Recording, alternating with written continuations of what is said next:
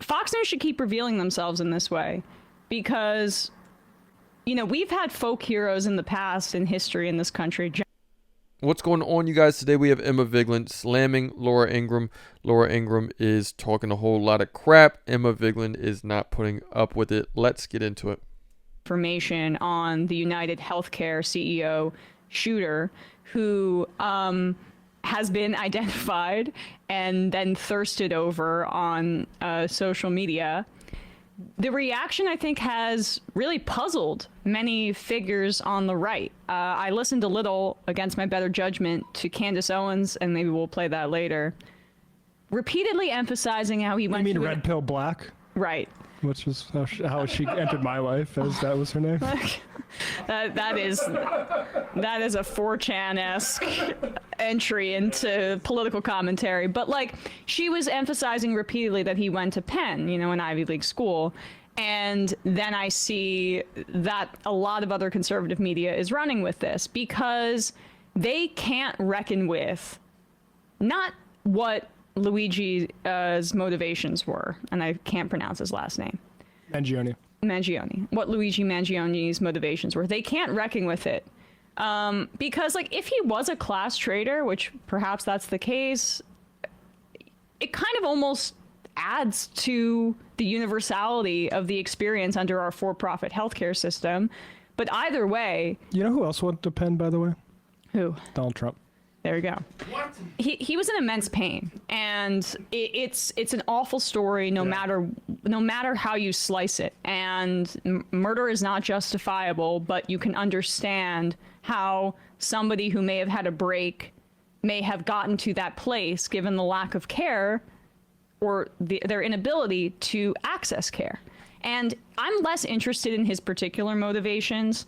I'm way or ideology, because it's largely irrelevant. So, because as we showed yesterday with the way that Ben Shapiro's audience reacted to him criticizing the reaction to the shooter, this is a universal experience under for-profit healthcare in this country. So I find it a little odd when people are trying to pick apart his political ideology. It matters very little to me. What matters is how the rest of Americans have basically, many of them, perhaps it's more on the younger side, but many. So right here we have Emma Vigeland stating her case. She's saying, you know, I don't have a problem with his background. I could care less about where he's coming from. If anything, this lets us know that maybe we do have something all in common, that we have something that is bringing us all together. She's saying that that's how she feels, and she's starting to list off a few different names in the right-wing space. She's listing off Ben Shapiro, Candace Owens, and let's see who else she names. Many of them have said, I kind of get it, because that is how violent our for-profit healthcare system is. It should not be a shock to people that when you say, hey, here's a private healthcare CEO, and people's first response isn't to be, oh, I'm very sympathetic and worried about his family. No, they're thinking about all the families that this person and his business destroyed. And this is going to be a bit of an issue for Fox News. So here's Laura Ingraham reacting to the news about the shooter last night on her program. We'll dig into it later. The Instagram posts from nutbag people, which I was sent in the commercial break earlier, crazy. Like, he's cute, and people celebrating this. This is a sickness. Honestly, it's so disappointing, but I guess we shouldn't be surprised. Gentlemen, thank you so much. And up next, the other big news out of New York, Daniel Penny. A lot of people think he's a hero, and tonight he's not guilty. My take next. Oh! We'll dig in. There's no ambiguity about whether Daniel Penny did or did not kill Jordan Neely. We know that he did. We've seen the video of him holding him in a chokehold for minutes on end. He had training that would indicate to him that when a body goes limp like that, and when Neely was like under 100 pounds due to basically emaciation for being on the street, he would have known that there was something seriously wrong as his body went limp in the final minutes. Daniel Penny's a government-trained killer.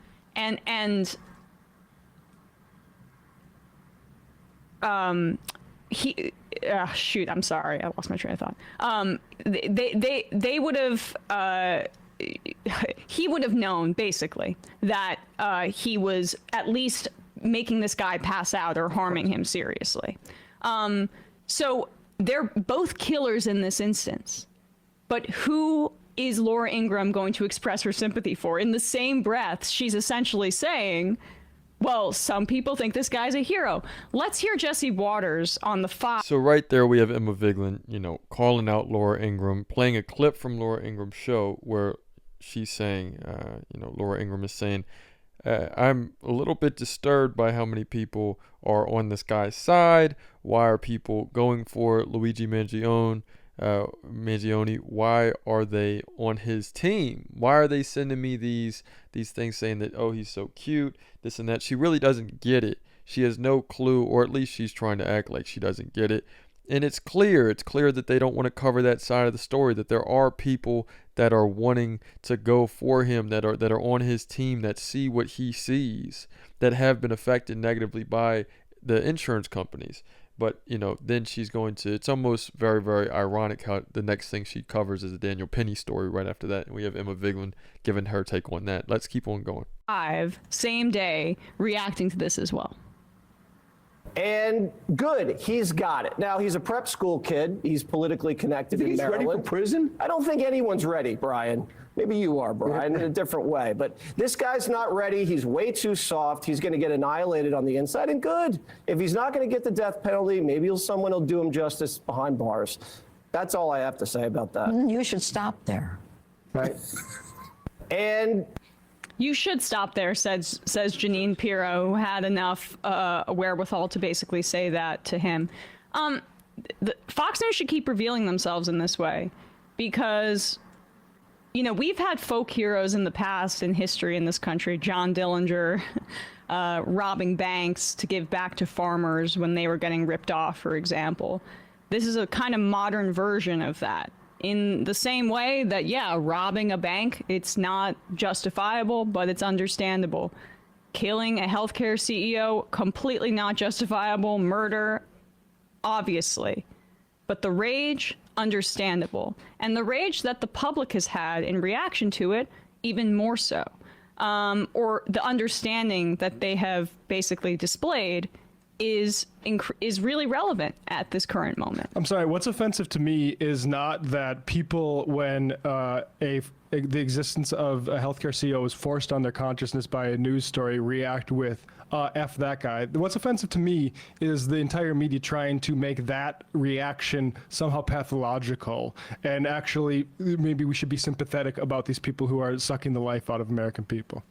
I mean, more than 20 million Americans have medical debt that is over $1,000. Half of those have medical debt that is over $2,000. It is the leading cause for bankruptcy in this country.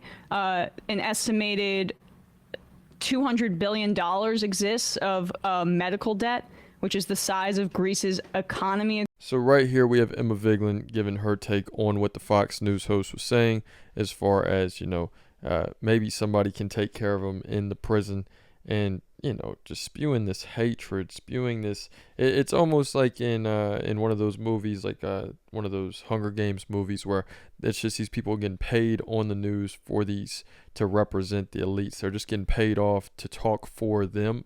They don't actually have any type of personality that is their own, that is human. They don't have any type of relatability. They've just become the speakers for the elite, and they're going to talk to us. They're going to say, you guys don't feel bad about this guy. Don't sympathize with this guy. Make sure that the person who was wanting to stick up for you, make sure that we demonize him even more. Let's just embarrass him. Let's hope that he gets murdered in prison, right? And we have Emma Vigeland saying, just calling it out clear as day, that's terrible, that somebody needs to watch what they're saying, because they're showing their hand. They're showing how unrelatable they are to the public, to the masses. According to the Kaiser Family Foundation, we have 25 million people who are uninsured in this country. But even if you are insured, you're paying an exorbitant fee on a monthly basis, whether it be through your employer or through a marketplace. Thousands of dollars, often, monthly. And then you go. So there we have it, you guys. We have Emma Vigeland slamming Laura Ingraham, as well as various other Fox News hosts, just showing how out of touch they are, and really how they may not even be human at this point. They may just be a bunch of parrots regurgitating the same subject matter at hand. Let me know what you guys think in the comments. It's another day in the progressive way.